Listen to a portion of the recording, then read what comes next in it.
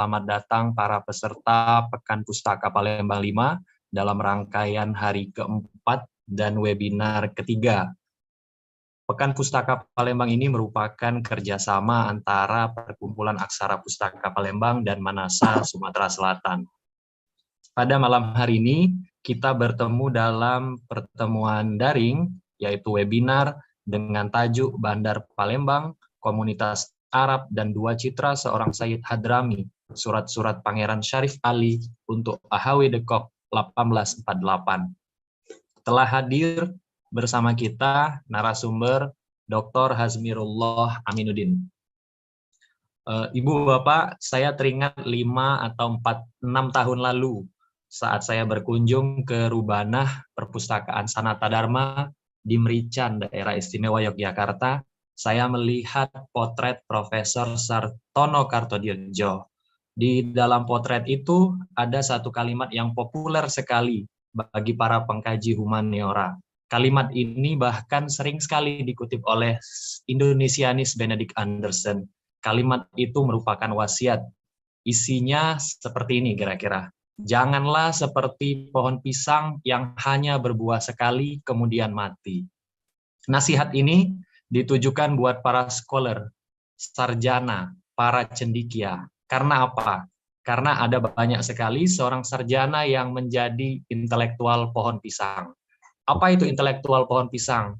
Seorang sarjana yang menghasilkan buah karya berupa tugas akhir, baik itu skripsi, tesis, dan disertasi, namun setelah itu mati seperti pohon pisang. Dan kita tahu bahwa narasumber kita kali ini bukanlah intelektual pohon pisang. Setelah menyelesaikan dan mempertahankan disertasinya dengan judul Sistem Peradilan di Jawa pada masa pemerintahan Inggris 1811 sampai 1816 dalam naskah hukum Raffles pada Juli 2019 di Universitas Pajajaran, ia terus berkarya. Kalau kita menelusuri arsip Google Scholar, misalnya, Dr. Hazmirullah banyak meneliti mengenai surat-surat yang ditulis para penguasa Nusantara kepada para penguasa Hindia Belanda. Kali ini, beliau akan membentangkan pustaka yang ia teliti. Ini barangkali akan menjadi buku termutakhirnya yang saat ini dalam proses terbit oleh Perpusnas Press bekerja sama dengan Manasa, yaitu Bandar Palembang, Komunitas Arab, dan Citra Seorang Sayyid Hadrami, Surat-Surat Pangeran Syarif Ali untuk AHW Dekok 1848. Dr. Hazmirullah merupakan seorang filolog dan wakil pemimpin redaksi surat kabar terkemuka di Jawa Barat, Harian Umum Pikiran Rakyat. Percakapan hari ini menurut saya menarik, karena setelah Kesultanan jatuh, kita barangkali akan bertanya-tanya, siapa yang mendapat berkah ekonomi? Apakah para pekebun karet, kopi, dan lada di Uluan? Apakah para koloni Belanda? Apakah serikat pengusaha Tionghoa? Ternyata Jeroen Pieters, misalnya dalam karyanya menyebut, mereka yang memiliki kedudukan dominan dalam jaringan perdagangan ekspor-impor adalah para golongan Alawiyin. Lebih spesifik lagi adalah Pangeran Syarif Ali dari marga Syekh Bubakar. Dan muncul pertanyaan, bagaimana situasi Bandar Palembang saat itu? Bagaimana keadaan komunitas Arab di Palembang? Bagaimana kedudukan Pangeran Syarif Ali? Apakah isi surat-surat Pangeran Syarif Ali kepada penguasa Hindia Belanda? Ibu Bapak, kita mulanya akan menyimak narasumber membentangkan pustakanya, kemudian nanti saya persilakan Bapak Ibu untuk menggali lebih dalam dengan bertanya lewat chat atau nanti silakan angkat tangan. Saya akan membacakan dan mempersilakan Bapak Ibu untuk bertanya pada sesi tanya jawab. Agar tidak berpanjang kalam lagi, saya persilakan Dr. Hazmirullah Aminuddin untuk membentangkan pustakanya. Kepada Bang Hazmir, dipersilakan.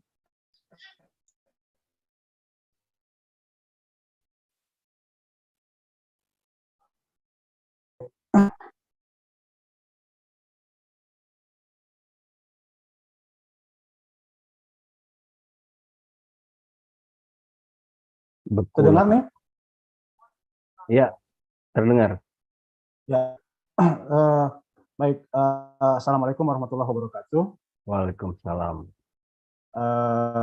Saya merasa tersanjung ketika dihubungi Bung Subhan untuk membentangkan salah satu hasil penelitian yang tentu masih jauh dari sempurna, tapi saya selama 26 tahun merantau di Jawa rasanya belum sekali pun berkontribusi terhadap ya setidaknya melengkapi sebagian kecil puzzle dalam historiografi Palembang, dan beruntung saya menemukan satu bundel naskah dari Leiden University.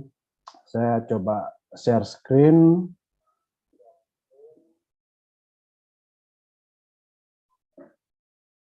Apakah sudah terlihat? Bentar lagi. Ya, sudah. Oke. Baik. Tadi mungkin sudah disinggung oleh moderator bahwa naskah ini akan diterbitkan oleh Purpusnas, dan mudah-mudahan dalam waktu dekat Bapak Ibu akan memperoleh buku ini secara cuma-cuma. Mudah-mudahan bisa mengaksesnya ke Purpusnas. Sekedar perkenalan singkat, saya lahir di Tanjung Batu, dulu Ogan Komering Ilir, dan sekarang menjadi Kabupaten Ogan Ilir. Saya sampai SMP saja berada di dusun. SMA saya lanjutkan di SMA Negeri 3 Palembang. Setelah itu saya merantau ke Bandung untuk mengenyam pendidikan di jurusan Sastra Arab, dulu Fakultas Sastra di Unpad. Lalu setahun setelah lulus saya bergabung dengan Pikiran Rakyat, sebuah koran di Jawa Barat sampai sekarang. Tapi setelah 15 tahun bekerja, saya memutuskan untuk melanjutkan pendidikan ke jenjang S2 pada tahun 2015, dan disitulah mulai tertarik dengan ilmu pernaskahan. Lalu saya lanjutkan sampai ke S3, dan saya mempertahankan disertasi tentang kitab hukum Raffles dan kaitannya dengan rekayasa sosial di Pulau Jawa. Semenjak itu saya naskah-naskah penelitian saya lebih banyak bicara tentang Jawa, khususnya di Jawa Barat, dan saya merasa berhutang kepada kampung kelahiran saya. Kenapa kemudian saya tidak mencoba menyelami naskah-naskah Palembang, dan untungnya ada satu bundel naskah yang saya teliti. Baik Bapak Ibu sekalian, semua bermula dari pembacaan saya secara digital terhadap koleksi bundel dari Perpustakaan University Leiden yang kodenya DOR 119. Dalam deskripsinya, bundel ini diterangkan sebagai Briefe gerichten AHW de Kok en zijn vrouw Palembang 1848. Jadi surat-surat yang ditujukan kepada AHW de Kok dan istrinya bertanggal tahun Palembang tahun 1848. Bundel naskah ini terdiri dari atas 21 naskah. 17 naskah diantaranya surat berupa surat, kemudian satu naskah gugatan hukum perdata, kemudian ada satu naskah terkait dengan daftar pusaka Kesultanan Palembang, kemudian satu naskah cara bertanam kapas, dan satu naskah daftar objek pajak. Nah, dari 17 surat itu, dari 21 naskah itu, 14 naskah beraksara Jawi dan berbahasa Melayu, dan 7 naskah beraksara Latin. Semua teks menggunakan bahasa Melayu. Nah, khusus untuk surat, penerima surat itu ada ada 3 sebenarnya. 16 surat itu untuk AHW de Kok ataupun istrinya, dan satu surat untuk Syekh. Soal penulis surat ini ada beberapa pembesar di Palembang, seperti Pangeran Bupati Panembahan ada 4 surat, kemudian PM ini saya interpretasikan sebagai Pangeran Mangkuningrat 1 surat, kemudian Raden Ayu Kramajaya 4 surat, kemudian Pangeran Perdana Menteri 1 surat, kemudian Sayyid Muhammad bin Saleh 1 surat, kemudian Pangeran Syarif Ali bin Syekh Abu Bakar 4 surat, Sultan Sumeneb. Jadi ada surat Sultan Sumeneb yang nyasar di Kebundel ini, kemudian juga ada dari Raden Surya Adinegara Banyuwangi satu surat. Tentu saya tidak punya waktu yang cukup nanti ketika semua surat ini ditelaah, makanya saya sadar diri untuk hanya memilih 4 surat yang ditulis oleh Pangeran Syarif Ali dan 1 surat dari Sayyid Muhammad bin Soleh, karena kelima surat ini kemudian saling berkaitan.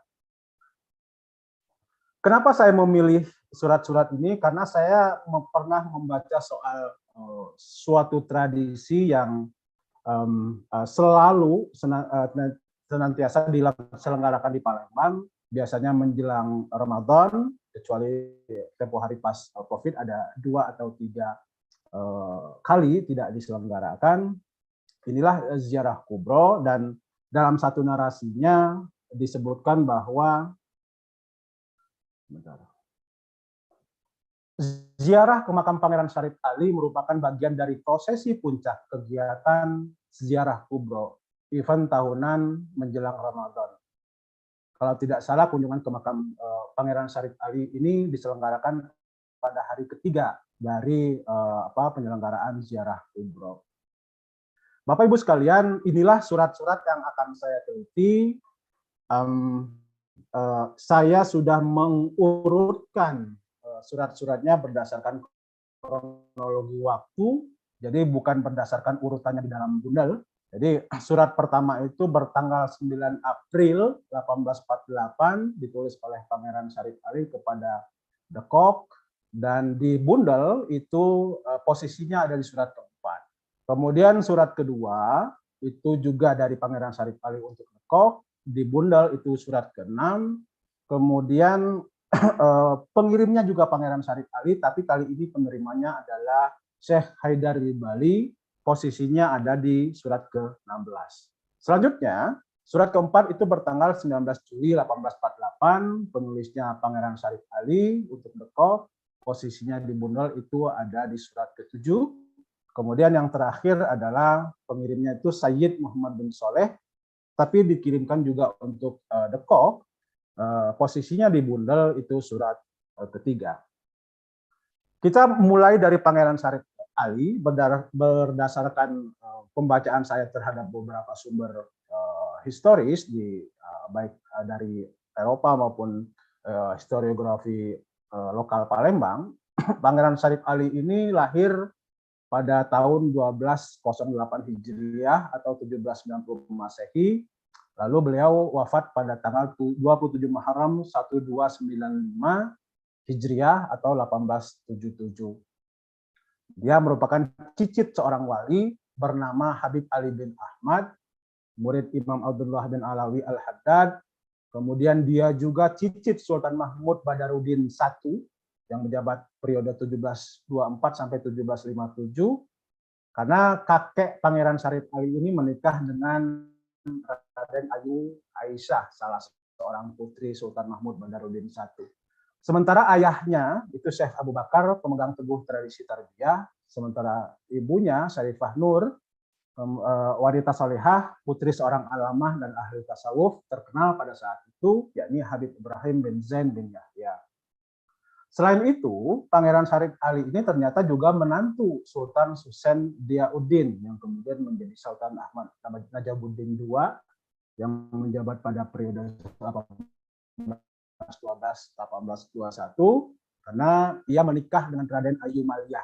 Kalau tidak salah di dalam historiografi Palembang, lokal Palembang, Raden Ayu Maliyah ini punya nama kecil Lailah atau semacamnya. Karena pernikahan inilah kemudian dia berhak menyandang gelar pangeran. Nah, di dalam buku Kaum Muda Kaum Tua disebutkan juga bahwa Pangeran Syarif Ali ini mengoleksi lebih dari 1000 kitab, dan saya interpretasikan bahwa beliau ini memiliki keluasan dan kedalaman ilmu agama terutama. Dan sebagaimana kita ketahui bahwa beliau ini dianggap sebagai wali Allah. Baik, masalahnya adalah ketika pembacaan surat-surat saya di surat-surat Pangeran Syarif Ali untuk De Kock, ini termasuk dengan Syekh Haidar nantinya, Pangeran Syarif Ali ini menampakkan dirinya sebagai saudagar yang begitu dekat dengan AHW de Kock yang merupakan bekas Residen Palembang, karena surat-surat ini ditujukan ketika de Kock sudah menjabat Presiden Besuki dan Komisaris di Bali.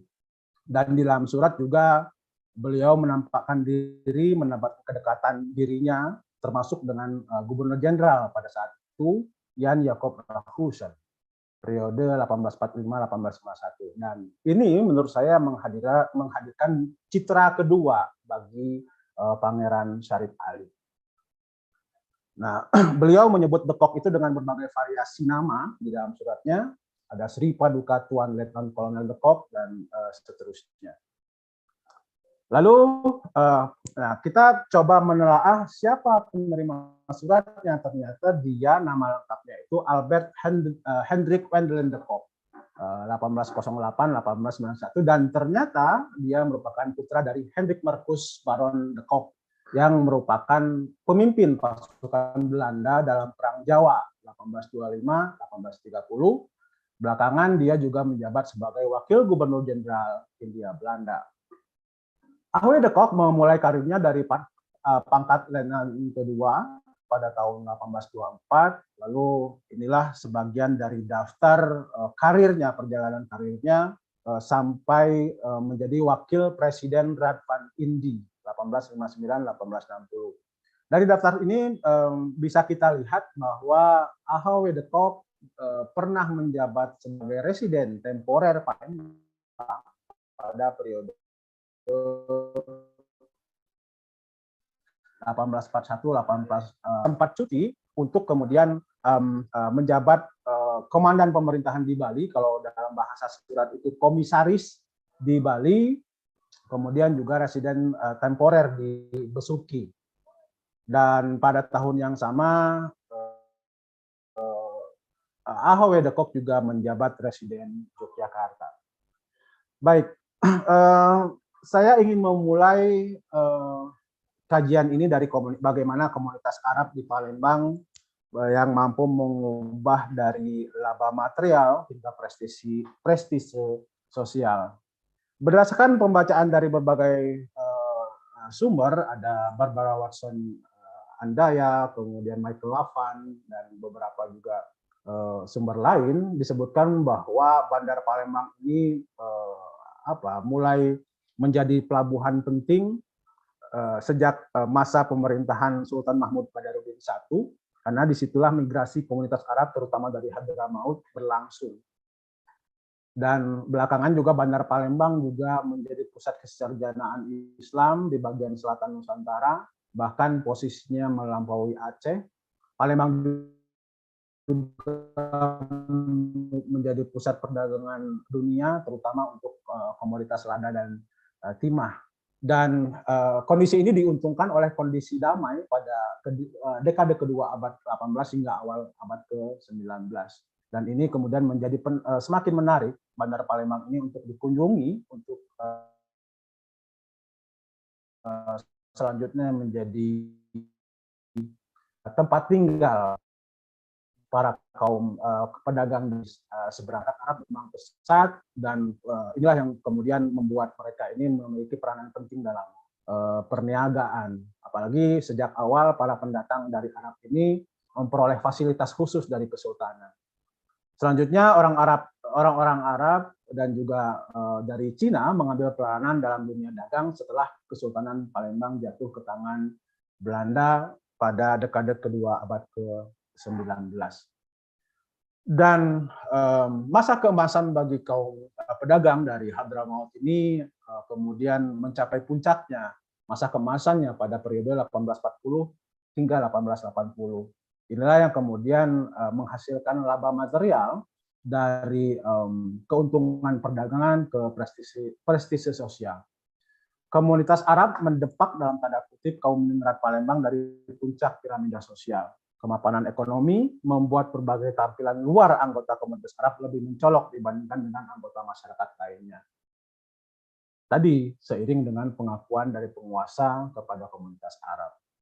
Lalu juga terjadi kaburnya sekat-sekat dengan penguasa dan terciptanya hubungan antara keluarga kesultanan dan keturunan Arab. Ada juga suatu ketika kesultanan menyerahkan berbagai tanah wakaf pada keturunan Arab untuk dijadikan sebagai lokasi makam seperti Gubah Duku, Telaga Sewida, dan juga Kamangkoci. Dan pada periode selanjutnya, komunitas Arab juga menyumbangkan peran yang sangat penting dalam kehidupan beragama, terutama setelah jatuhnya Kesultanan Palembang. Bagaimanapun, komunitas Arab ini sangat menekankan ketaatan kewajiban ritual dengan membangun rumah ibadah atau langgar di wilayah sendiri, lalu difungsikan juga sebagai tempat pendidikan dan pengajaran agama. Strategi ini diterapkan kepada penduduk kampung yang memiliki ketergantungan ekonomi pada anggota komunitas Arab. Penduduk Palembang yang notabene berasal dari strata sosial yang lebih rendah dipaksa untuk mengikuti pola kebudayaan Jepang dan golongan mantri juga berinisiatif untuk mengambil peran, karena pada saat itu para mantri ini menganggur. Kemudian juga, tapi ini tidak dialami oleh kalangan priai karena mereka dapat uang pensiun. Sebenarnya ini surat dari penambahan bupati juga sangat penting karena dia di dalam suratnya juga menyinggung soal janji pemerintah kolonial Hindia Belanda untuk memberikan uang pensiun kepada keluarga kesultanan. Selanjutnya, jatuhnya kesultanan ini juga menjadi sumber prestise alternatif. Tadi terutama bagi kalangan mantri menjadikan guru agama menjadi profesi yang menarik. Inilah yang kemudian menjadikan bahwa hingga dekade terakhir abad ke-19, kota Palembang menjadi pusat terpenting dalam pengajaran dan pendidikan Islam. Barulah kita masuk ke dua citra seorang Sayyid Hadrami. Tadi dinyatakan bahwa kita kaitkan dengan sejarah kubra tadi bahwa Pangeran Syarif Ali juga memiliki pengetahuan yang begitu luas tentang ilmu agama. Tapi kita lihat dari surat-suratnya, saya kompilasikan dari kelima surat yang ditulis oleh Pangeran Syarif Ali, bahwa dia kentara sekali menampakkan diri sebagai seorang saudagar, terutama yang banyak sekali disinggung itu soal garam, kayu, dan bahkan penyedia jasa angkutan barang.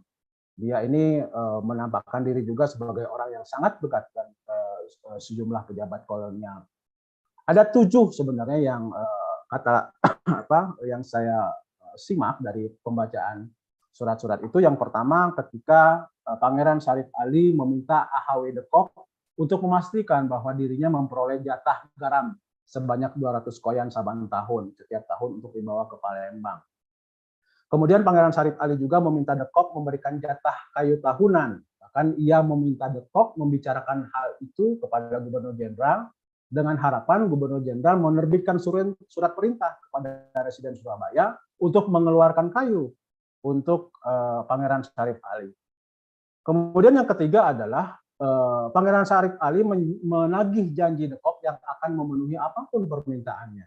Sebaliknya, Pangeran Syarif Ali juga berjanji akan memenuhi apapun yang diminta oleh de Kok.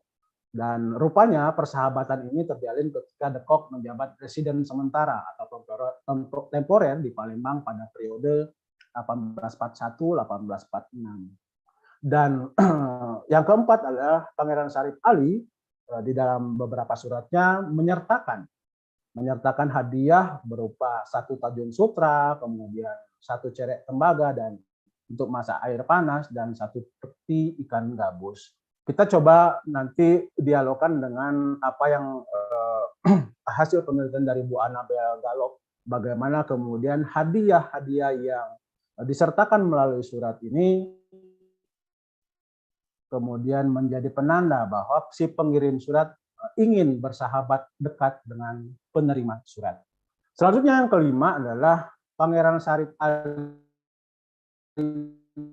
ini juga kerap melayani para pejabat. Ia mengangkut barang milik Residen Steinmetz, Residen Palembang periode 1848-1850 dengan menggunakan kapal jelani miliknya. Tapi untuk jasa itu dia menarik bayaran sebesar 4.000 gulden perak. Terus yang keenam adalah surat Pangeran Syarif Ali juga menjelaskan dalam suratnya, mendeskripsikan bagaimana pertemuannya dengan Gubernur Jenderal secara langsung dan diterima dengan baik. Nah, selanjutnya yang ketujuh ini surat Pangeran Syarif Ali kepada Syekh Haidar, yang meminta bahwa Syekh Haidar sebaiknya berkawan akrab dengan AHW Dekok. Bahkan dia meminta Syekh Haidar untuk semaksimal mungkin dan dengan sepenuh hati memberikan bantuan kepada Dekok, karena menurut Pangeran Syarif Ali, Dekok itu merupakan orang baik. Ia juga berharap bahwa Syekh Haidar menyampaikan informasi apapun kepada Dekok tentang segala hal yang dianggap baik untuk kepentingan gubernemen, serta teguh menyimpan rahasia, jangan sekali-kali berbohong. Ia juga mewanti-wanti Syekh Haidar agar jangan sampai membenci, dalam bahasa di surat itu bermuak-muak kepada pemerintah kolonial. Karena menurut Pangeran Syarif, kita tinggal di negeri gubernemen. Artinya negerinya pemerintah kolonial Hindia Belanda pada waktu itu. Dan jika itu dilakukan oleh Syekh Haidar Ali, maka yakinlah, kata Pangeran Syarif Ali, gubernemen akan membantu jika Syekh Haidar berada dalam kesulitan. Nah, saya coba ketika surat ini ditulis berdasarkan almanak, referensi almanak dan beberapa sumber, ternyata Pangeran Syarif Ali ini ketika dia menulis sebagai pemimpin komunitas Arab atau Huf dar Arabir, Kapten Arab bahasa awamnya, bahasa jamaknya disebut, di Palembang selama 45 tahun ternyata. Dia menjabat jabatan itu pada periode 1833 sampai 1878 sampai beliau meninggal dunia. Pada mulanya dia menggantikan Pak Syarif Pangeran Abdurrahman bin Hasan Al-Habsyi yang Kapten Arab pertama di Palembang, itu periode 1831-1833. Tapi sejak 24 Juli 1873 pemerintah kolonial Hindia Belanda mengangkat putra Pangeran Syarif Ali, namanya Pangeran Syarif Abu Bakar. Nah, di dalam historiografi lokal Palembang, nama ini juga diidentikan dengan Habib Abu Bakar atau Pangeran Bakri. Masih perlu penelusuran lebih lanjut untuk mengetahui, mengkonfirmasi nama-nama ini, dan dia ditunjuk sebagai Tweede Hoof der Arabieren. Mungkin bisa secara harfiah berarti ketua kedua, pemimpin kedua Kapten Arab. Dan sepeninggal Pangeran Syarif Ali, anaknya ini Syarif Abu Bakar diangkat menjadi Kapten Arab. Lalu cucu Pangeran Syarif Ali namanya Syarif Salim juga diangkat sebagai Tweede Hoof der Arabier. Selain itu, menurut beberapa sumber, Pangeran Syarif Ali ini juga menjadi anggota dari Rechtbank van Burgerlijke en Strafelijke Rechtspreching te Palembang. Saya coba menerjemahkan, ini pengadilan perdata dan pidana di Palembang. Saya mohon nanti Pak Yusdani mungkin bisa mengoreksi apakah ini betul lembaga ini seperti apa. Itu jadi wajar sekali jika kemudian beliau sangat dekat dengan pejabat pemerintah kolonial. Dan sejauh ini saya terus terang belum atau tidak menemukan rekam jejak Pangeran Syarif Ali di bidang pendidikan dan pengajaran Islam. Dan sebetulnya pertanyaan ini sudah saya coba tanyakan pada Pekan Pustaka tahun lalu, tapi belum mendapatkan jawaban yang memuaskan dari para narasumber pada waktu itu. Sehingga menurut saya masih perlu dilakukan penelitian lanjutan untuk menelisik peran Pangeran Syarif Ali ini, khususnya di bidang keilmuan. Karena menurut saya ingatan kolektif masyarakat Palembang tentu ada dasarnya ketika menganggap Pangeran Syarif Ali ini mengenalnya sebagai ulama bahkan wali Allah. Karena saya menemukan informasi yang harus dikonfirmasi lagi bahwa ada informasi yang menyebutkan bahwa keulamaan atau peran Syarif Ali, Pangeran Syarif Ali dalam bidang keilmuan agama ini kemudian dilanjutkan oleh putranya yang bernama Habib Muhammad Mahmud. Jadi tapi saya belum menemukan sumber yang valid untuk mengidentifikasi nama nama ini. Demikian yang bisa saya sampaikan. Mudah-mudahan penjelasan sederhana ini bisa memicu diskusi di antara kita. Terima kasih, Bung Wendy, Bang Subhan. Assalamualaikum warahmatullahi wabarakatuh. Waalaikumsalam warahmatullahi wabarakatuh. Terima kasih Bang Asmir atas bentangan pustakanya. Saya mau nanya mungkin, itu kan ada 5 surat ya, ada 5 surat. Kira-kira apa ya yang menarik dari surat itu, misalnya kalau dikaji dari filologinya, misalnya apakah penggunaan aksaranya seperti itu. Kemudian tadi kan disebut bahwa komunitas Arab kemudian mendominasi kehidupan ekonomi di Palembang, di Bandar Palembang. Kira-kira apakah ketemu catatan misalnya terjadi konflik antara komunitas Arab dengan Ningrat atau kebangsawan Palembang gitu, Bang? Sebelum nanti saya kasih kesempatan yang lain, mungkin saya mau nanya itu. Silakan, Bang.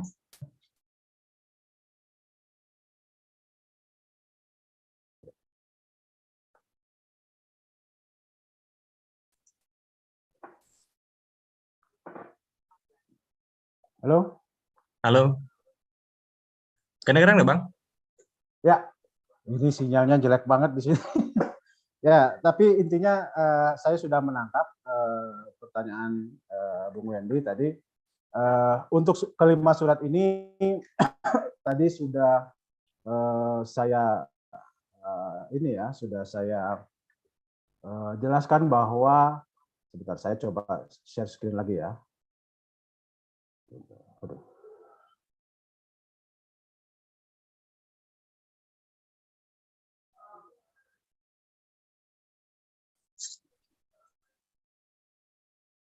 Nah, kelihatan? Iya, kelihatan. Ya, ini 5 surat yang saya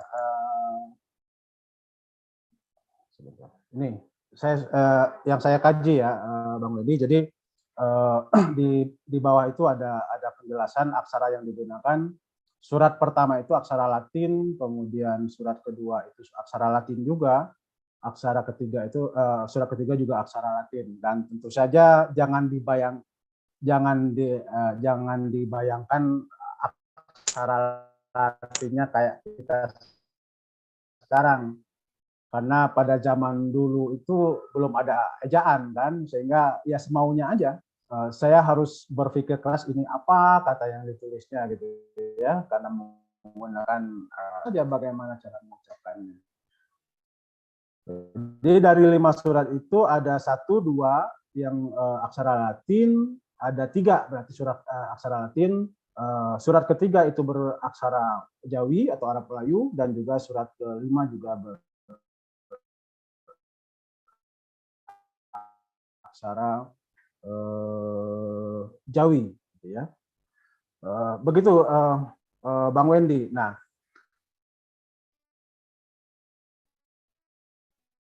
terkait dengan apakah pernah hanya karena ini merupakan konflik antara komunitas Arab dengan Kesultanan, terutama pada ya rentang waktu penyerangan Inggris ke Palembang misalnya. Begitu Bung Wendy. Baik, makasih Bang. Silakan Ibu Bapak, apabila ada pertanyaan kami beri kesempatan untuk sesi pertama.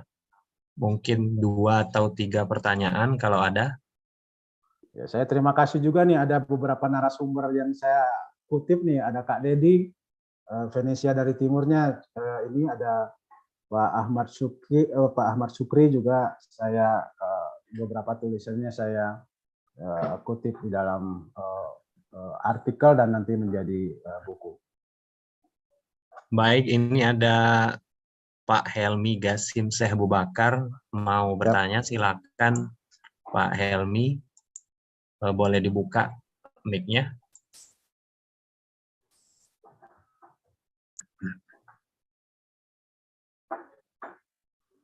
Silakan Pak.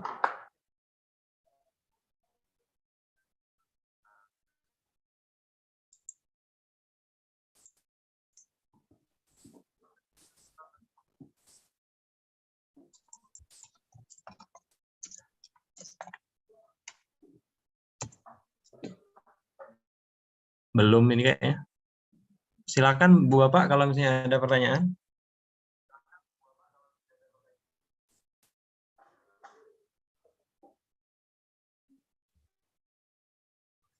Kak Subhan, dibuka Kak. Halo, Oh ya. halo Mas, saya boleh nanya Mas? Oh iya, silakan Pak Daniel. Ya, iya. Silakan. Apakah boleh di-share juga Mas itu tadi ada PPT-nya ya, PowerPoint-nya. Kira-kira di mana ya bisa download PowerPoint-nya? Nanti saya share ininya sebentar.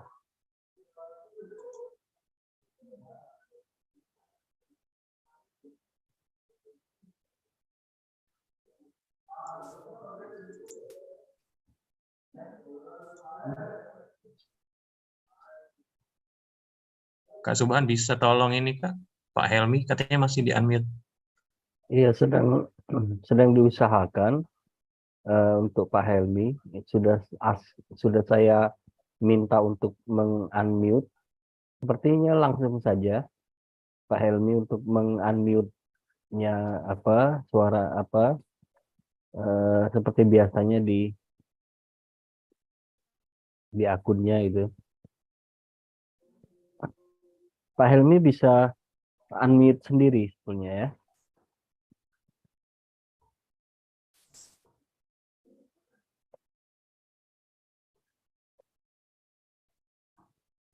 Kak Subhan mungkin ada yang mau ditanyakan? Belum dulu.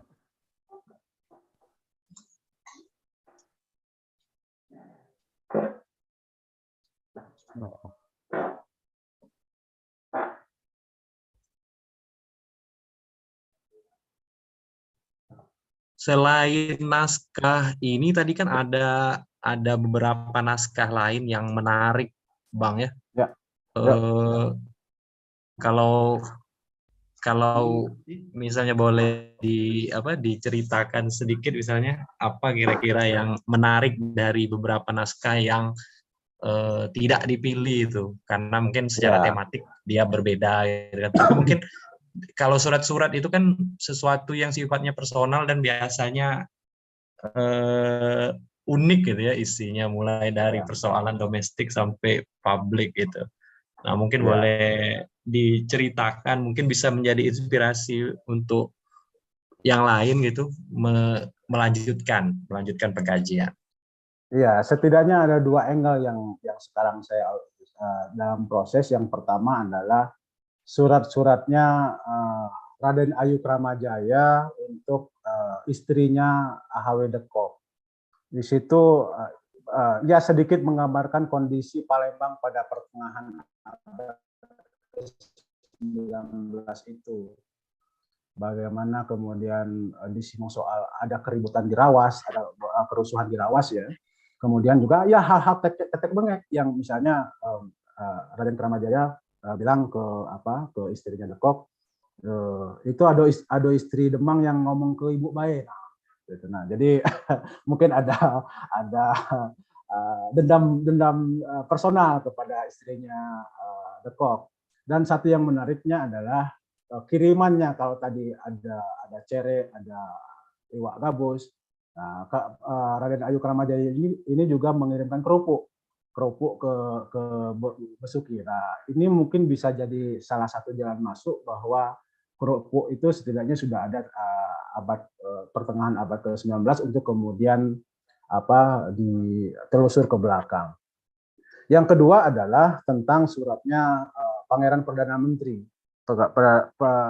Berdasarkan penelusuran saya, mungkin dikurasi oleh Kak Dedi atau siapa yang mengetahui soal ini, saya kira ini merupakan kerabat kesultanan terakhir yang menjabat di Palembang. Jadi nasibnya cukup tragis. Dia ini juga disebut-sebut terlibat dalam sebuah kerusuhan sehingga kemudian dia dibuang ke Jawa begitu. Jadi saya ingin coba menelusuri nanti soal berbagai kerusuhan ini di Palembang, terutama pada pertengahan abad ke-19 ini juga saya kira sesuatu yang menarik, Bung Andi. Boleh ada satu pertanyaan lagi Pak dari saya? Silakan Pak Daniel. Iya, ya sebelumnya menurut saya ini sangat menarik dan bagus sekali ya diskusinya Pak.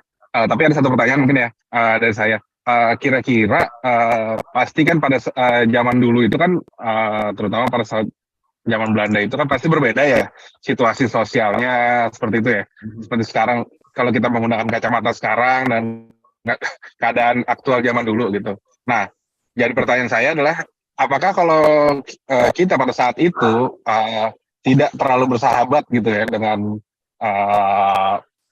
apa namanya kepemimpinan kolonial Belanda pada saat itu, apakah kita bisa melakukan bisnis, Pak? Artinya, contohnya kalau kita mau berdagang gitu, apakah bukannya semuanya izin bisnis dan lain-lain itu harus didapat dari pemerintah kolonial Belanda ya, Pak ya? Artinya, apakah kalau kita bersahabat dengan mereka itu salah atau gimana gitu, Pak? Jadi, kalau misalnya kita pakai kacamata sekarang kan menurut saya sepertinya kan itu kurang bagus ya bisa kayak gitu kan. Cuman kan pada saat zaman itu apakah normalnya seperti itu Pak ya? Itu sih Pak. Ya, terima kasih Pak Daniel. Ya, makanya dalam penelitian ini saya tidak menggunakan kata benar salah gitu ya. Jadi dua citra saja bahwa yang selama ini Pangeran Syarif Ali dikenal oleh masyarakat Palembang, kunjungan ke makam beliau itu menjadi bagian dari sejarah kubro gitu ya. Artinya masyarakat Palembang atau bahkan sebagian dari masyarakat Sumsel menganggap beliau ini sebagai wali Allah sebagaimana tradisi yang dijarah kubro. Tapi hasil penelitian terhadap surat-surat beliau setidaknya 4, mungkin saya kira masih banyak sekali surat-surat yang lain yang muncul, dan kalau melihat latar belakang beliau ya wajar kalau kemudian kedekatan itu dengan pemerintah kolonial Belanda, pejabat-pejabatnya, dan itu merupakan bukan sesuatu yang negatif saya kira begitu. Jadi dalam hal ini makanya saya tidak menggunakan judgement salah benar, tapi ternyata Pangeran Syarif Ali ini memiliki dua citra saja begitu. Citra yang pertama adalah citra keulamaan, dan yang sayangnya sampai saat ini bukti-bukti ke arah itu, bukti-bukti sejarah ke arah itu belum, setidaknya sampai saat ini belum ditemukan. Tapi ada informasi tadi bahwa ada seorang anaknya yang disebut-sebut melanjutkan keulamaan beliau. Tapi di sisi lain juga beliau memiliki anak yang lain yang meneruskan jabatannya sebagai Kapten Arab, yang tentu saja merupakan organ dari yang dibentuk oleh pemerintah kolonial. Jadi begitu Pak Daniel. Jadi saya tidak akan melihat sebuah fakta sejarah dalam kacamata masa kini, dan tentu itu ahistoris, maka kemudian semuanya didudukkan pada kondisi yang berlaku pada saat itu.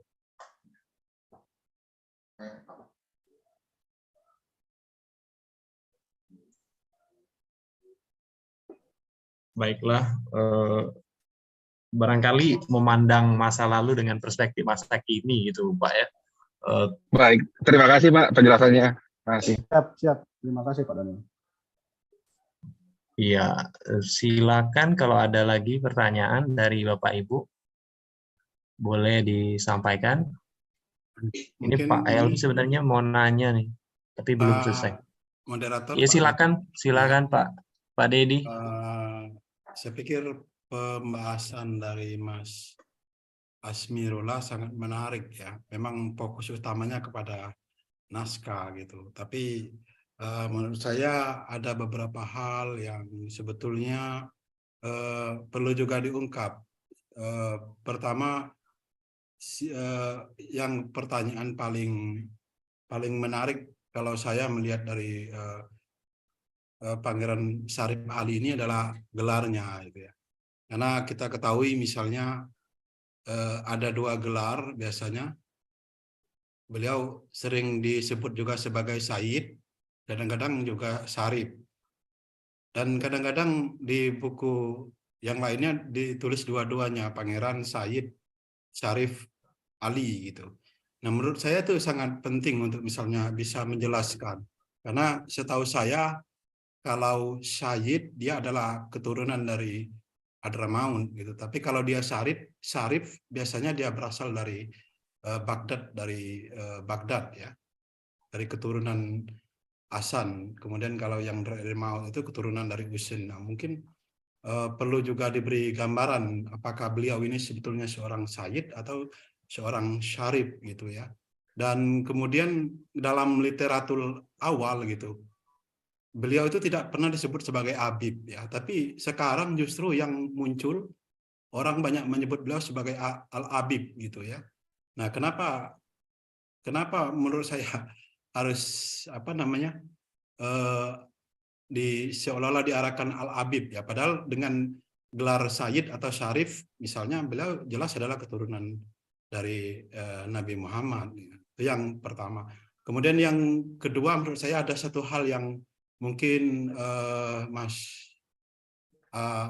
Amirullah salah satu yang bisa menurut saya yang paling menarik itu dari bukunya Gibson ya, Murray Gibson. Jadi ketika Murray Gibson berkunjung ke kota Palembang, itu yang pertama sekali menyambut dari Murray Gibson itu adalah Pangeran Syarif Ali ini ya. Jadi bukan pemimpin komunitas Cina, tapi justru komunitas Arab ya.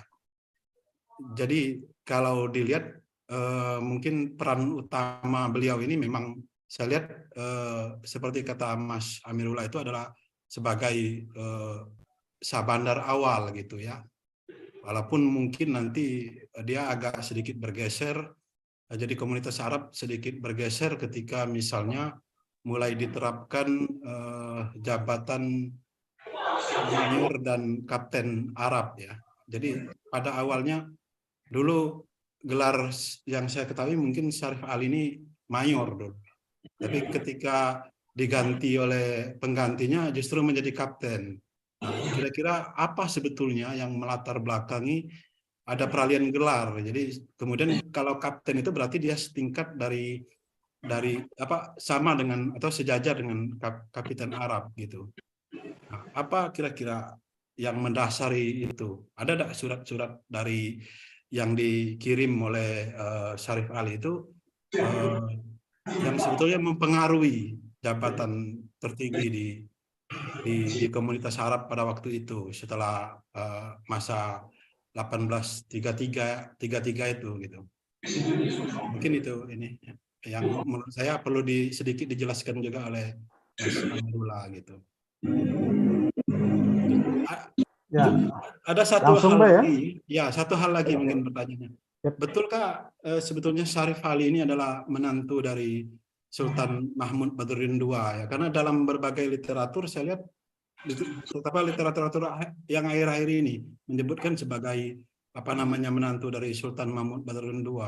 Pertanyaannya, kalau beliau menantu, kenapa beliau tidak dibuang ke Ternate?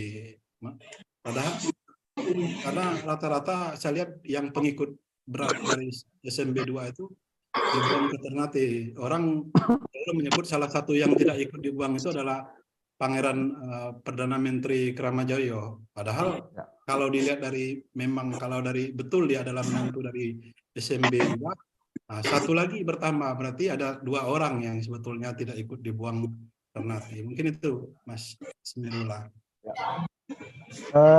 Yang terakhir dulu Kak ya. Ya. Jadi tadi bukan menantunya Sultan Mahmud Badruddin II, tapi menantu Sultan Diauddin atau Ahmad Najamuddin II. Jadi itu satu. Yang kedua, kalau narasi soal jabatannya sebagai kapten atau mayor Arab itu memang tidak ada di surat. Tapi kalau sebutan Sayyid atau Syarif itu secara nyata ditulisnya oleh Pangeran Syarif Ali ketika dia berkirim surat kepada Syekh Haidar. Di situ dia menyebut diri sebagai seorang sayyid. Jadi itu menjadi salah satu alasan bahwa Pangeran Syarif Ali ini merupakan seorang sayyid, bukan seorang syarif gitu. Nah, selanjutnya yang terkait dengan terima kasih informasinya soal buku Murray Gibson yang perjalanannya ke Palembang. Terima kasih, ini akan saya baca kembali untuk melengkapi historiografi tentang Pangeran Syarif ini. Dan memang kalau di Jawa terkait dengan gelar-gelar kapten, mayor atau segala macamnya ini sepertinya bermulanya dari Landaus, karena ya, di sini juga ada Pangeran Cornell gitu ya di sini yang plesetan dari kolonel. Saya kira nah untuk Arab ini saya tidak menemukannya di dalam surat-suratnya, sehingga perlu ada sumber-sumber sezaman yang perlu digali lagi untuk menggali seperti apa perubahan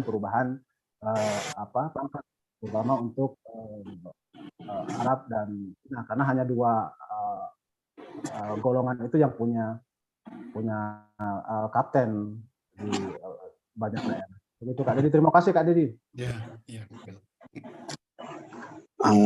Pak, Assalamualaikum. Ini Pak Helmi tadi yang mencoba masuk yang bisa. Silakan Pak Helmi. Ya, itu ada kisah bahwa Pangeran Syarif Ali ini juga menjadi bendahara kerajaan. Sesudah Sultanan Palembang dibubarkan, itu lalu Belanda meminta satu jabatan bendahara untuk artinya memerhatikan kesejahteraan keluarga kerajaan sesudah Sultan kali lagi gitu.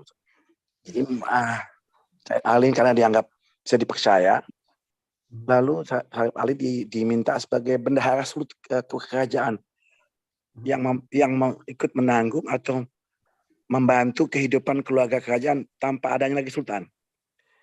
Itu mungkin bisa diselidiki sesuai dengan kisah tradisinya. Untuk itu Ali menolak untuk dibayar gaji. Jadi sesudah dia meninggal, pemerintah Belanda itu membayarkan semua gajinya sampai katanya dibawa pakai kereta kuda.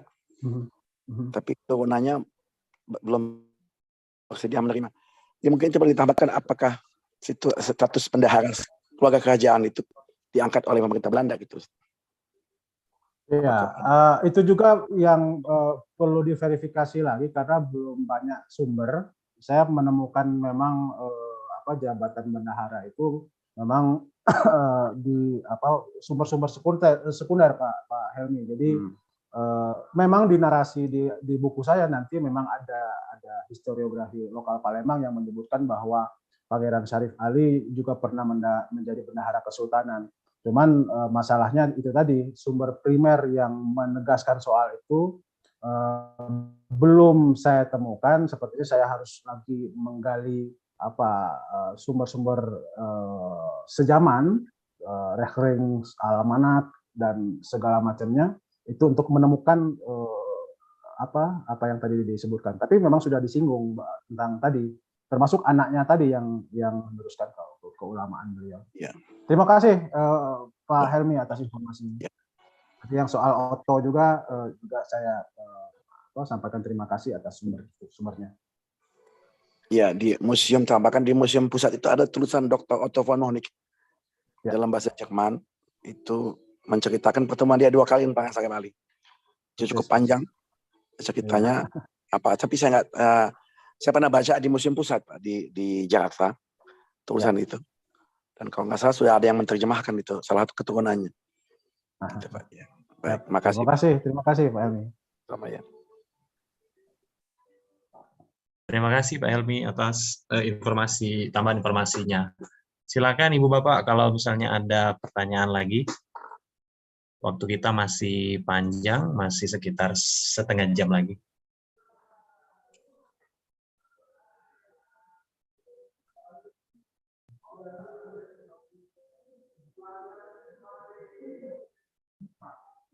ada Pak Yusdani di sini. Mungkin mau urun suara, Pak? Atau ada Bang Robi nih, Bang Robi Sunata.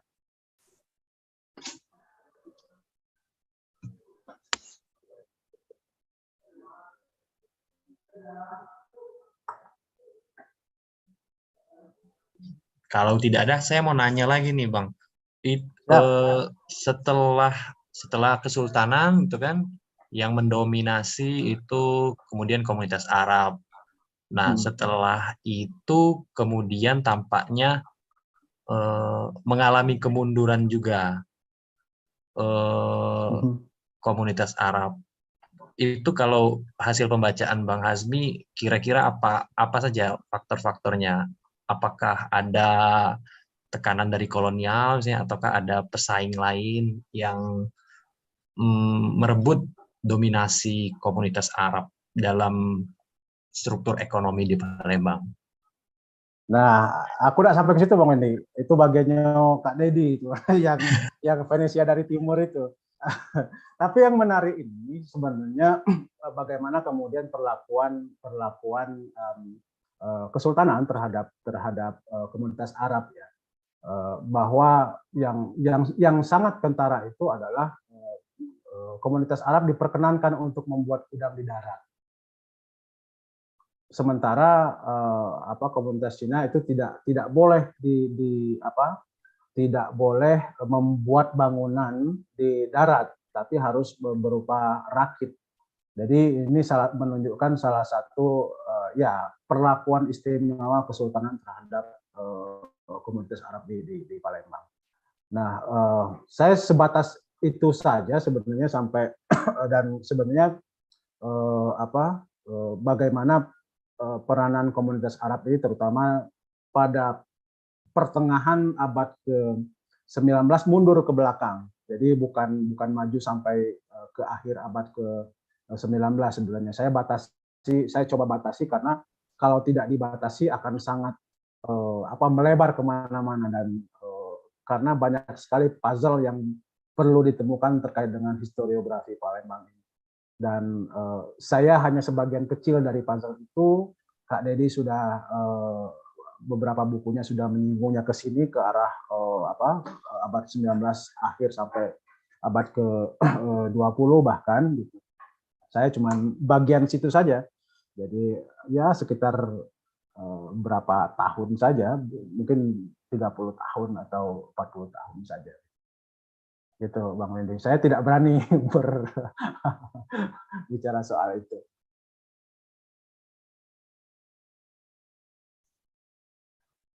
Oke, makasih Bang. Silakan Ibu Bapak, kalau misalnya ada pertanyaan boleh sampaikan lewat chat atau boleh angkat tangan. Nanti kami bantu bacakan atau kami persilakan.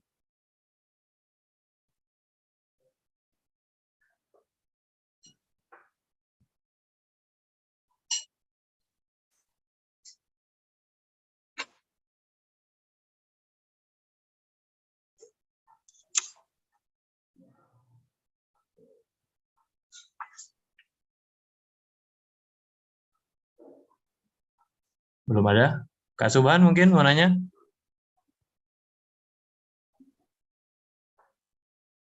Belum ada pertanyaan juga.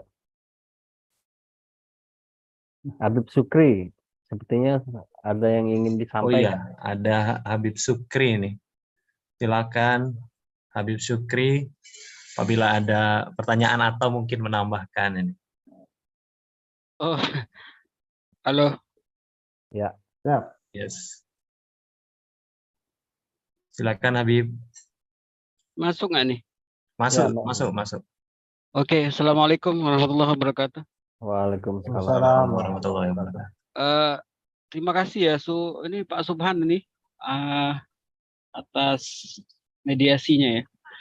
Mediasinya untuk menyelenggarakan kegiatan ini, saya sangat mengapresiasi lah ya. Jadi ketemu sama orang-orang hebat di ruangan ini dalam suasana malam yang memang cukup gelap malam ini. Ya, Pak Azmirullah ya, kita sama-sama satu alumni ya, Pak, sama-sama dari Unpad. Cuman Oh, saya kuliah, ya, cuman saya kuliah duluan gitu di FISIP, kampus FISIP ya, karena memang sering juga ngecengin anak-anak sastra gitu dulu waktu ya itu. kan tetanggaan, tetanggaan. Iya, tetanggaan. Jadi saya nggak nyangka juga bakal ada sesuatu yang mempertemukan kita gitu sebagai sama alumni Unpad. Tapi dalam konteks ini saya sangat mengapresiasi tulisan mengenai naskah ini. Saya menyadari bahwa memang bicara naskah ini kalau cuma bicara tentang teks itu sangat tidak terlalu dia seperti bicara dalam ruang yang kosong gitu.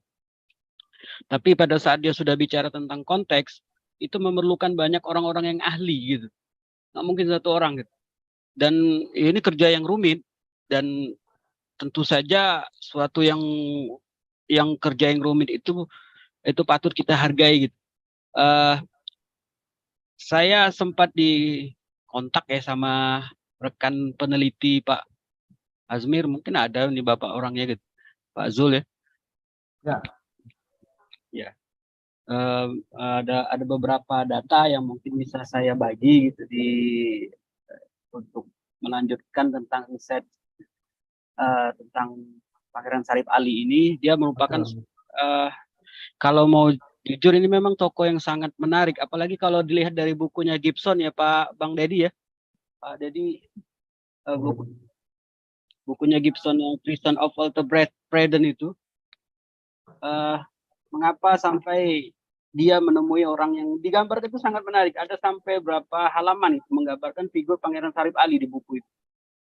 Sampai digambarkan figurnya, dilukis sama si pelukisnya timnya si Gibson itu. Kalau dia figur orang yang biasa itu nggak bakalan dilukis.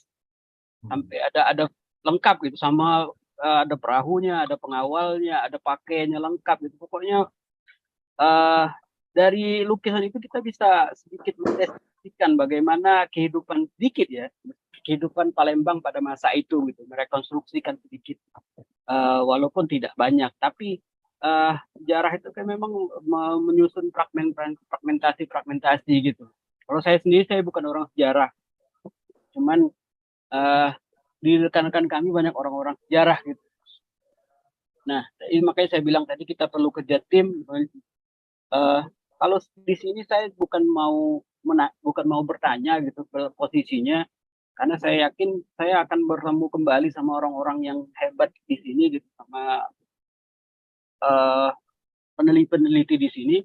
Mungkin saya sedikit mau ini ya, mau meminta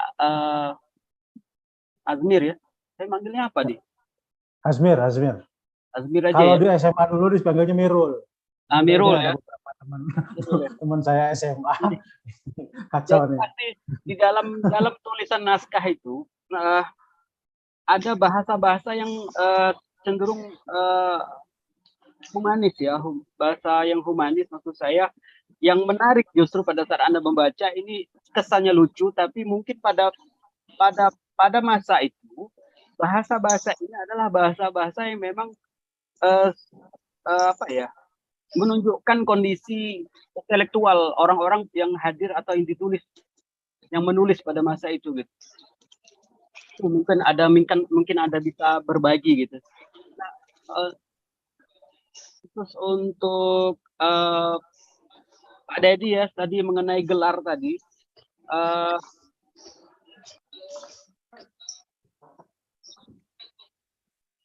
ya mengenai gelar Pangeran Sarip atau apa itu. Untuk gelar, dari hasil riset saya yang bisa mendapat gelar Pangeran Sarip itu adalah keluarga Sayyid itu yang menikah dengan anak sultan. Ya, itu mendapat gelar Pangeran Sarip. Ini berlaku bukan cuma di Palembang, ini berlaku di Pulau Jawa pun dan di Kalimantan gelar ini. Yang dari hasil riset. Nah, kalau dari anaknya itu kalau di Palembang, kalau dilihat dari datanya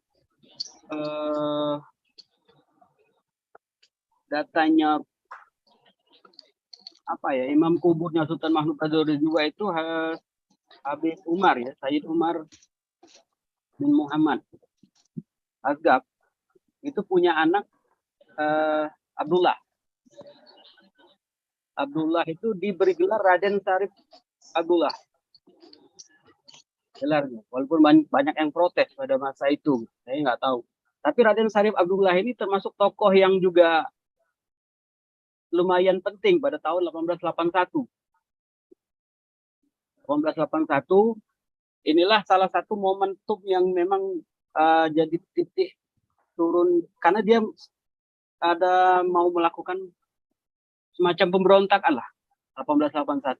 Ini cucu dari SMB 2 yang mendapat pendidikan militer ya. Ini ada sebenarnya catatannya ada di Jeroen Pieters. Ya ada di sekitar masyarakat. Jadi sebenarnya di buku Jeroen Pieters itu banyak apa ya? Banyak peluang-peluang untuk melanjutkan penelitian-penelitian lebih lanjut. Saya juga sebenarnya melanjutkan riset dari Jeroen Pieters juga gitu sebenarnya. Riset saya gitu. Jadi banyak celah gitu yang masih bisa ditangkap. Nah, mungkin itu saja ya Pak Amir. Kazmir. Ya. Saya mau manggil Kang nggak jadi tadi karena dia junior saya rupanya. Wong dosun kita nih. Iya, nggak jadi manggil. Iya, wong dosun. Jadi ya, kadang-kadang wong Palembang kalau sudah Bahasa kita tuh sama dengan Kak Dedi itu. Apa? kalau sudah nyampe ke Sunda tuh jadi ngelembut gitu. Ya. Oke, terima kasih ya Pak. Mohon maaf kalau memang agak ke sana kemari bicaranya. Assalamualaikum warahmatullahi wabarakatuh. Waalaikumsalam warahmatullahi wabarakatuh. Terima kasih Pak Ahmad Sukri. Silakan Terima kasih, Bang Asmir ditanggapi. Ya, tadi ya dari sisi bahasa karena memang belum dikenal ejaan, maka kita akan banyak sekali menemukan kasus-kasus bahasa ya. Kasus bahasa seperti ya variasi tadi seperti saya singgung misalnya bagaimana terjadi banyak variasi penyebutan dekok yang dilakukan oleh Pangeran Syarif Ali gitu ya. Ada variasi nama yang belum banyak lagi kata-kata yang saya kira ini menjadi lahan untuk teman-teman di bahasa untuk menelisik bagaimana cara berbahasa dalam surat terutama sebelum adanya ejaan begitu. Ada banyak logat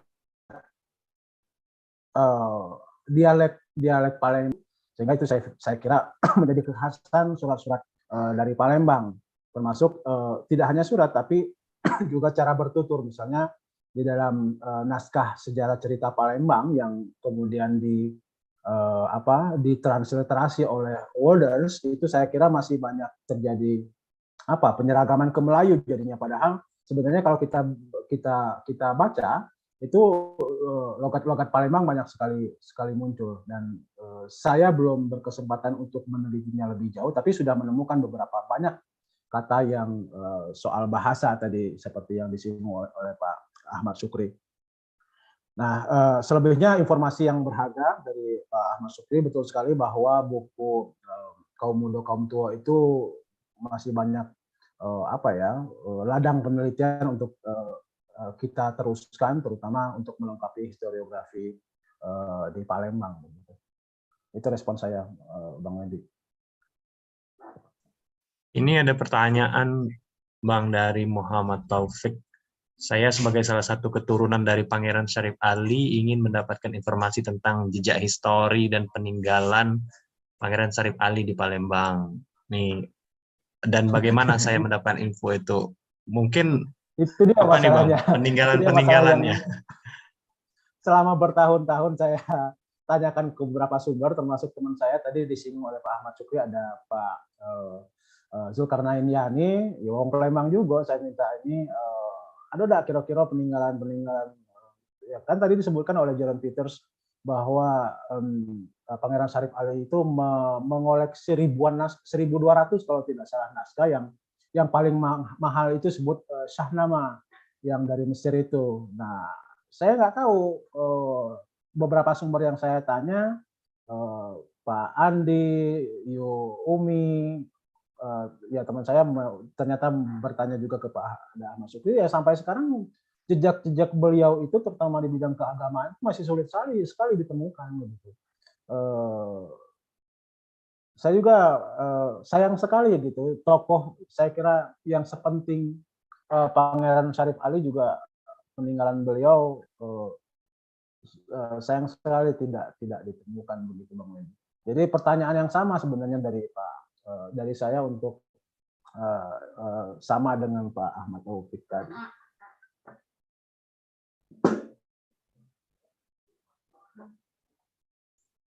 Ya, berarti ini masih tanda tanya besar karena seorang saudagar dengan ratusan armada kapal dan perniagaan yang luar biasa besar, tetapi masih misteri nih peninggalan kekayaannya terdistribusi kemana.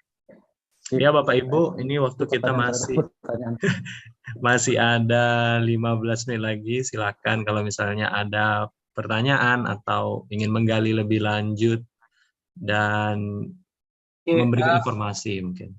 Sedikit informasi tadi mengenai kitab ya.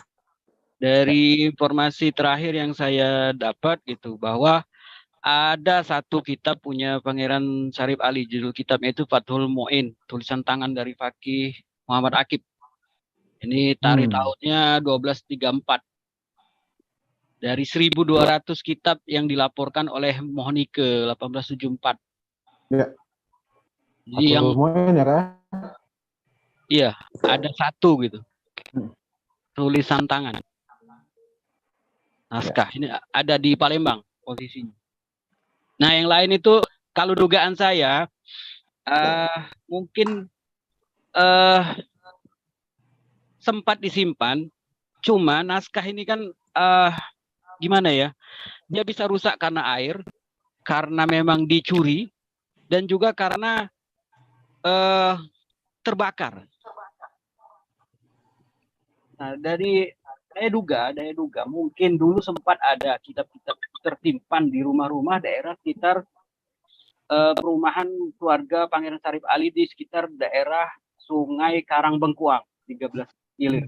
Itu komplek. Nah, pada saat terjadi konflik konflik militer lah atau zaman-zaman itu rumah-rumah itu terbakar. Nah, bisa jadi memang ada beberapa buku itu yang tersimpan di situ. Itulah ya gimana kalau sudah terbakar kita cukup berdoa saja. Ada indikasi gitu, tapi informasi itu yang saya dapat memang ada disimpan di Palembang. Mungkin bisa saya tambahkan sedikit. Memang Pak Habib Sukri, kebakaran itu tahun 1947. Jadi pada saat perang 5 hari 5 malam, jadi mungkin jauh bedanya dengan meninggalnya Pangeran Syarif Ali. Yang saya dapat informasi dari nenek-nenek dan kakek-kakek, karena kebetulan Pangeran Syarif Ali itu adalah buyut dari buyut saya. Jadi anak buyut saya itu pernah cerita, tapi ini kan cerita keluarga, bahwa dengan meninggalnya Habib Muhammad bin Syarif Ali itu putra Syarif Ali yang meneruskan bisnisnya, itu terjadi lelang, Pak. Jadi hampir semua harta Syarif Ali itu dibagi-bagi menjuaris, dilelang. Menurut cerita ada barang-barang buku, ada guci, ada tepak dari emas, lampu kristal yang mahal semuanya itu dilelang. Itu sekitar tahun 1906 saat meninggalnya Habib Muhammad bin Syarif Ali. Itu yang saya dengar cerita dari nenek. Nenek saya waktu itu masih usia 10 tahunan. Apakah waktu lelang itu juga terjadi buku-bukunya juga lelang, saya juga nggak tahu ya. Lelang itu sampai berhari-hari katanya. Lama sekali untuk melelang harta waris itu. Karena itu akan dibagi-bagi. Pasti dijual. Termasuk banyak pihak Belanda juga membeli katanya. Malah yang saya dengar katanya salah satu lampu kristalnya ada di Istana Merdeka sekarang. Itu menurut cerita. Tapi saya nggak tahu. Wallahu a'lam. Kalau tepak emas itu ada di Museum Pusat. Tepak dari emas itu di Museum Pusat katanya. Di bagian Sumatera Selatan. Itu yang saya dengar dari nenek saya langsung. Nenek saya itu jadi buyut ya Pangeran Syarif Ali. Baik, terima kasih. Mudah-mudahan ini informasi tambahan. Terima kasih Pak Helmi informasinya. Jadi pertemuan ini memberikan berkah, artinya kita bisa menelusuri jejak-jejak itu gitu ya. Ya mungkin satu kali kesempatan ke ke Jakarta untuk melihat tadi salah satu peninggalannya Tepak Mas ternyata. Bang Subhan, terima kasih nih sudah menggelar kegiatan ini, sehingga ya sedikit demi sedikit ya sejarah tuh begitu kan. Ya satu hilang informasinya, baru dapat lagi dikit-dikit. Mungkin Kak Dedi lah merasa ke itu bagaimana ya sulitnya mencari sumber-sumber primer yang untuk kepentingan historiografi di berbagai tempat. Terima kasih semuanya atas informasinya. Baik, Ibu Bapak, ini ada Pak Yani nih sepertinya.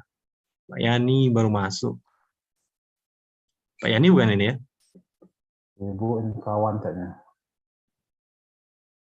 Pak Yani? Mungkin mau urun suara juga, Pak? Ya, halo. Sorry ya baru bergabung ya. Bukan.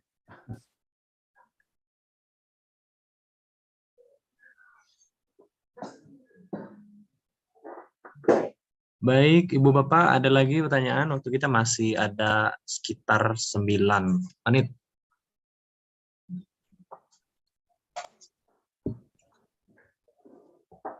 Kalau tidak ada, mungkin ini ya, kalimat pamungkas mungkin dari Bang Azmir, Bang, sebelum kita tutup. Ya, terima kasih Bapak Ibu sekalian. Sekali lagi terima kasih telah menyempatkan hadir dalam kesempatan kali ini. Sekali lagi ini merupakan karya pertama saya sebenarnya, dan salah satu pelunas hutang saya lah untuk bagaimana berkontribusi terhadap penulisan sejarah di kampung halaman saya, dan mudah-mudahan penelitian-penelitian ini terus berlanjut, karena banyak sekali ternyata angle-angle yang perlu dibahas untuk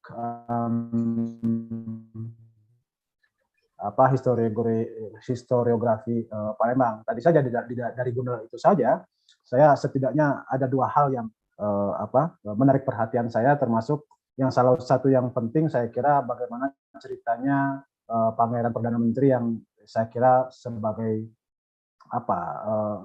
keluarga kesultanan terakhir yang menjabat di Palembang, sampai kemudian dia berakhir tragis juga. Saya kira itu penting juga untuk didalami, karena konteks pertengahan abad ke-19 itu Palembang lagi rame-ramenya terjadi pemberontakan, kerusuhan di mana-mana dari hilir sampai ke hulu Sumatera Selatan.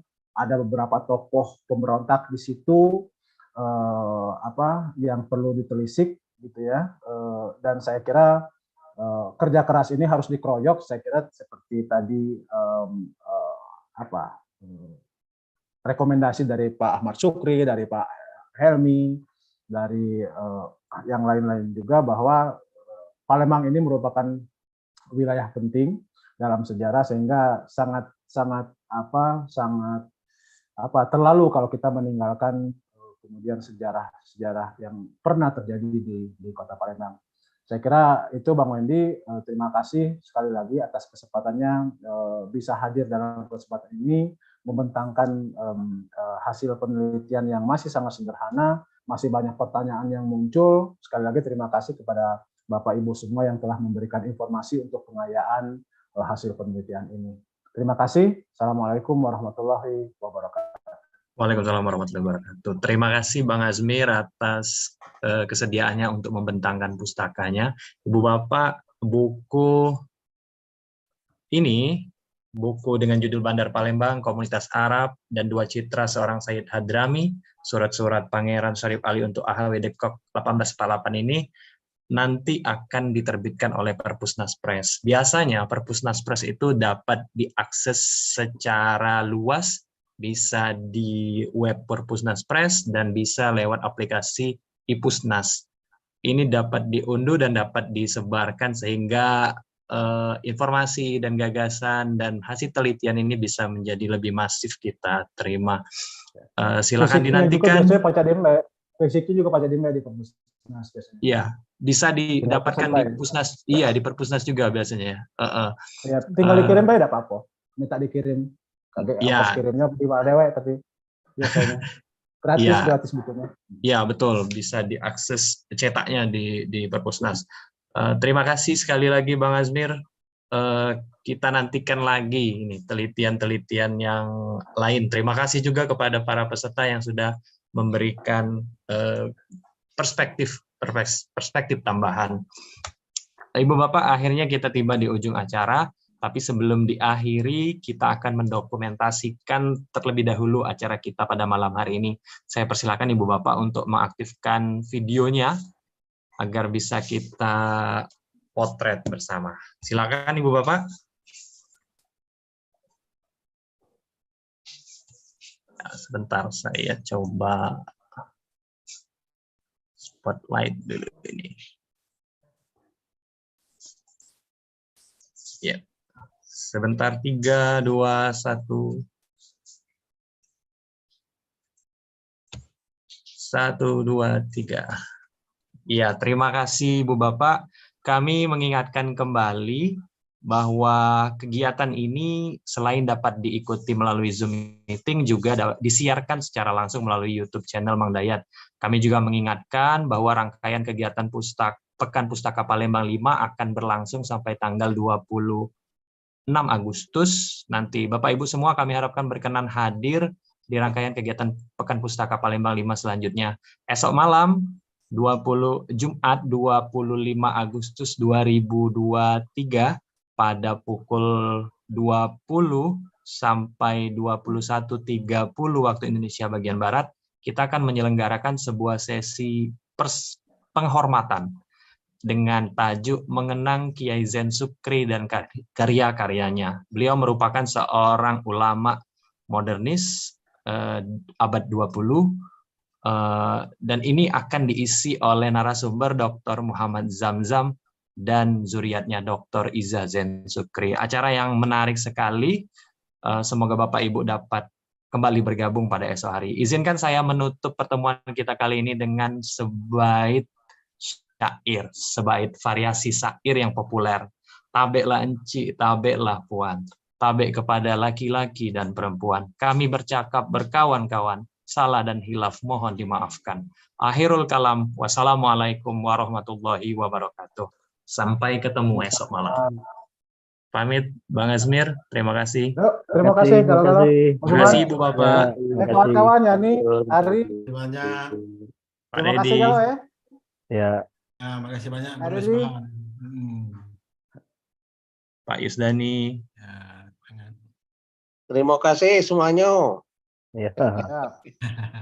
Sampai jumpa, sampai ketemu lagi di sesi berikutnya. Ya. Menarik ini.